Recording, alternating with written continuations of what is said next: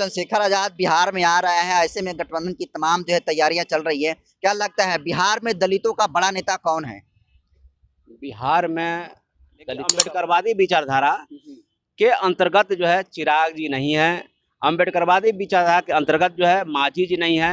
इसलिए जो आपका जो चिराग पासवान जी के जो बात कर रहे हैं, ये भले ही धोखे में पूरे बिहार के पासवान समाज भले ही अपना नेता मान लिया हो चिराग जी को, लेकिन चिराग जी ना अम्बेडकरवादी थे ना अम्बेडकरवादी हैं। लालू जी क्या अम्बेडकरवादी लीडर हैं? क्या तेजस्वी यादव अम्बेडकरवादी लीडर हैं? राजनीति करना अलग बात है, लेकिन राजनीति अलग चीज है, सांस्कृतिक लड़ाई अलग चीज है। इसलिए मैं मानना है कि बिहार में अम्बेडकरवादी लीडर दलित। दोस्तों, बिहार में भीम आर्मी के चीफ और नगीना के सांसद और आजाद समाज पार्टी के राष्ट्रीय अध्यक्ष चंद्रशेखर आजाद का आगमन होने जा रहा है। और ये आगमन दोस्तों आपको बता दूं कि राजनीतिक रूप से बहुत सारा मायने रखता है। आपको बता दूं दोस्तों कि बिहार में आपको पता है कि 5-6 महीनों के बाद बिहार विधानसभा का चुनाव होने वाला है। और ऐसे में सब लोग ये अंदाजा लगा रहे हैं कि जिस तरीके से एनडीए के पास चिराग पासवान के रूप में बड़ा दलित चेहरा है, जिसके दम पर बिहार के दलित वोट चिराग पासवान को जो है एनडीए के नाम पर वोट दे सकते हैं, एनडीए को चिराग पासवान के नाम पर दलितों का वोट मिल जाएगा। वहीं जो है बिहार में महागठबंधन के पास कोई बड़ा जो है दलित चेहरा नहीं है, जिसके दम पर महागठबंधन दलितों का वोट ले सकता है। तो आखिर में महागठबंधन के पास अगर कौन चेहरा है जिससे महागठबंधन अगर साथ में लेता है तो महागठबंधन जो है फायदे में होगा। इस मुद्दे पर हमारे साथ बातचीत करने के लिए आजाद समाज पार्टी के सह प्रदेश प्रभारी हैं पीके आजाद जी। तो चंद्रशेखर आजाद बिहार में आ रहा है, ऐसे में गठबंधन की तमाम जो है तैयारियां चल रही है। क्या लगता है बिहार में दलितों का बड़ा नेता कौन है? बिहार में दलितों का बड़ा नेता कोई नहीं है। चिराग पासवान क्या कोई है? नहीं है। मैं क्यों कह रहा हूँ, इस देश में दो तरह का विचारधारा है। एक अम्बेडकरवादी विचारधारा, एक मनवादी विचारधारा। और मनवादी विचारधारा के साथ ही चलता है सामंतवादी विचारधारा, गांधीवादी विचारधारा वगैरह वगैरह चलता है। लेकिन अम्बेडकरवादी विचारधारा के अंतर्गत जो है चिराग जी नहीं है। अम्बेडकरवादी विचारधारा के अंतर्गत जो है मांझी जी नहीं है। इसलिए जो आपका जो चिराग पासवान जी के जो बात कर रहे हैं, ये भले ही धोखे में पूरे बिहार के पासवान समाज भले ही अपना नेता मान लिया हो चिराग जी को, लेकिन चिराग जी ना अम्बेडकरवादी थे ना अम्बेडकरवादी हैं। आगे होंगे नहीं, इसलिए नहीं होंगे कि उनका जो हाथ में कलाई टीका पूरा मनवादी का पोषक, तो मनवादियों का पोषक व्यक्ति कभी भी आपको अम्बेडकरवादी लीडरशिप नहीं कर सकता, लीडर नहीं हो सकता है। हाँ, अब रह गई बात कि एनडीए में जितने लोग भी हैं दलित चेहरा, आपको बता दें कि 24 सितंबर 1932 को पुनः पैक्ट हुआ था। बाबा साहब जो खून का आंसू पिए थे। मेरा मानना है कि बिहार में जो 40 सीट है एससी एसटी का, 38 सीट है शेड्यूल्ड कास्ट का, 2 शेड्यूल्ड ट्राइब्स का, मेरा मानना है कि जो विधायक बनता है वो पुनः पैक्ट के नाजायज औलाद है। पुनः पैक्ट नाजायज औलाद है। अगर वो पुनः पैक्ट नाजायज औलाद नहीं होता तो मैं समझता हूं कि आज चंद्रशेखर जी जो बोल रहे हैं पार्लियामेंट में, क्या दलित इशू पर, क्या आपको जो है दलित बहन बेटियों को जो बलात्कार होता है, हत्याएं होती है, उस इशू पर क्या कभी आपने चिराग जी को, क्या जीतनराम मांझी को, एनडीए के तमाम नेताओं को देखे बोलते हुए देखे हैं? और इधर आ जाइए महागठबंधन में भी लालू जी क्या अम्बेडकरवादी लीडर हैं? क्या तेजस्वी यादव अम्बेडकरवादी लीडर हैं? राजनीति करना अलग बात है, लेकिन राजनीति अलग चीज है, सांस्कृतिक लड़ाई अलग चीज है। इसलिए मैं मानना है कि बिहार में अम्बेडकरवादी लीडर दलित में कोई नहीं है।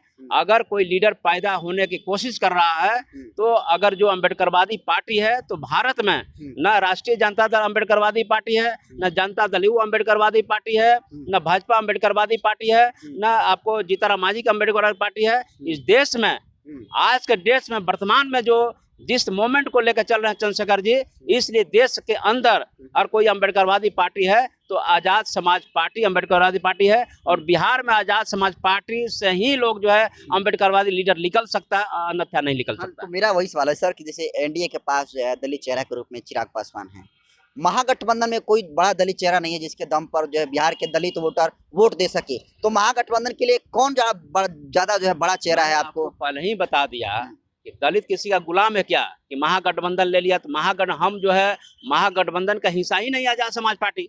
मैं वही कह रहा हूँ कि अगर जो महागठबंधन है अगर कहीं ना कहीं अगर चंद्रशेखर आजाद को साथ में लेता है तो क्या लगता है फायदा में रहेगा महागठबंधन? चंद्रशेखर जी अगर साथ आते हैं तो दुनिया जानती है कि चंद्रशेखर जी बहुजन का नेता हैं, दलित का चेहरा है, जीता जागता बहुजन शेर है। वो आ जाते हैं तो निश्चित तौर पर वह ताकत चंद्रशेखर जी में है कि दलित समाज का जो है आपको वोट का पोलराइजेशन हो सकता है, हो जाएगा, हो सकता है।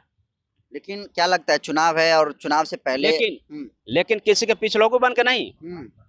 मानवर कांसीराम साहब बहुजन नायक मानवर श्री कांसीराम कहते थे जिसकी संख्या जितनी भारी उसकी उतनी हिस्सेदारी। हम मुख्यमंत्री बनाने के लिए नहीं आएंगे कि हम आपको दरी बिछाने के लिए नहीं आएंगे। हमारी जो है भारतीय लोकतंत्र के 4 स्तंभ न्यायपालिका, कार्यपालिका, विधायिका और पत्रकारिता के क्षेत्रों में जो खासकर बिहार में हमारी जो भागीदारी है, हमारी भागीदारी सुनिश्चित होगा। मान स्वाभिमान के साथ हमें भागीदारी मिलेगी तबे हम लोग साथ रहेंगे, अन्यथा हमारे नेता जैसा कहेंगे वैसा उसका। जो तेजस्वी यादव हैं चंद्रशेखर के गठबंधन को लेकर उन्होंने कहा कि अगर उत्तर प्रदेश की पार्टी के जितने सारे नेता हैं अगर बिहार में आकर चुनाव लड़ेंगे तो हम कहाँ लड़ेंगे? तेजस्वी जी विपक्ष का नेता हैं और राष्ट्रीय जनता दल बिहार से कहीं नहीं निकली। उनको पता होना चाहिए कि उत्तर प्रदेश ही भारत में है और भारत का संविधान जो है पूरे भारत में लागू होता है। और पार्टी जो बनती है ना बिहार से नहीं बनती है, उत्तर प्रदेश से नहीं बनती है।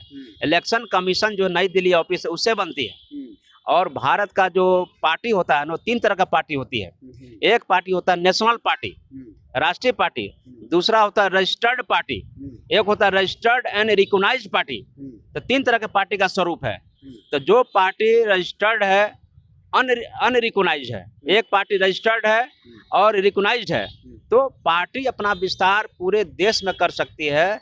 और ये कहना कि जो है वो पार्टी यूपी का है, बंगाल का, यहाँ इसका मतलब है कि राजनीति को सीमित करना, राजनीति को अपरिभाषित करना। हमको लगता है कि भाई तेजस्वी यादव जी को इस बात को, बयान को पुनः जो है उसको परिभाषित करना चाहिए। गलत बोले हैं क्योंकि भारत के अंदर ही उत्तर प्रदेश है, ऐसा नहीं कहना चाहिए। तो बिहार में जो पहले से स्थापित पार्टियां हैं, जेडीयू है, आरजेडी है, बीजेपी है, चिराग पासवान की पार्टी है, क्या लगता है कितना चंद्रशेखर आजाद के लिए डिफिकल्ट होने वाला है इस विधानसभा का चुनाव?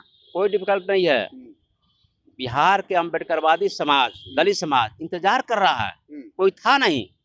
और आज के डेट में जो चंद्रशेखर जी आए ना तो महत्व दिए कि चंद्रशेखर जी के आने के बाद, उदय होने के बाद पूरा देश देख रहा है। और बिहार भी अभी हाल में चंद्रशेखर जी को पूरा वीडियो उठा के देखिए। हम सम्राट अशोक का भारत बनाना चाहते हैं। सम्राट अशोक क्या भाई, हम बुद्ध के भारत बनाना चाहते हैं, हम बाबा साहब अम्बेडकर का भारत बनाना चाहते हैं, मानवर कांसीराम साहब का भारत बनाना चाहते हैं, बहुजन समाज के सभी महापुरुषों, संतों, गुरुओं के विचारों का भारत बनाना चाहते हैं। ऐसा कहने वाले चंद्रशेखर जी हैं। तो हम लोग विचारों से बंधे हुए हैं और बहुजन शक्ति से बंधे हुए हैं, बहुजन विचारधारा से बटे हुए हैं। और आजाद समाज पार्टी के अंदर जो है बहुजन विचारधारा है और बहुजन विचारधारा के जरिए बिहार में हम लोग एक नया कीर्तिमान को स्थापित करेंगे। चाहे कोई साथ दे या न दे, अगर हम लोग अपने बल पर मजबूती के साथ खड़े हैं, अगर हम लोग का इस मोमेंट में जो खड़ा होगा उसके साथ रहेगा, नहीं खड़ा होगा तो हम पूरा हम विजय पताका का हासिल करेंगे। देखिए ये जो है पीके आजाद जी और देखिए चंद्रशेखर आजाद बिहार में जिस तरीके से चुनाव लड़ने की पूरी रणनीति बनाए हैं। और अभी कुछ दिन पहले आपने देखा कि भीम आर्मी के राष्ट्रीय अध्यक्ष विनय रतन सिंह भी आए थे और कई जिलों के बिहार में जो है घूमकर दौरा किए, बहुजन भाईचारा जो है उस यात्रा का नाम दिए थे। उसके बाद आपको बता दूं कि लगातार चंद्रशेखर आजाद अब बिहार में एक्टिव होने वाले हैं। और देखिए इसको लेकर चंद्रशेखर आजाद क्या कुछ गठबंधन करेंगे, कितना वो महागठबंधन को फायदा और नुकसान करेंगे, चिराग पासवान को कितना हद तक प्रभावित करेंगे, इस मुद्दे पर हमारी जो है बातचीत पीके आजाद साहब से हुई। आप इनके बयान को कैसा देखते हैं कमेंट कर दीजिए। वीडियो जनता यूट्यूब चैनल में देख रहे हैं तो चैनल को सब्सक्राइब कर लीजिए, फेसबुक पेज पर देखें तो पेज को फॉलो कर लीजिए।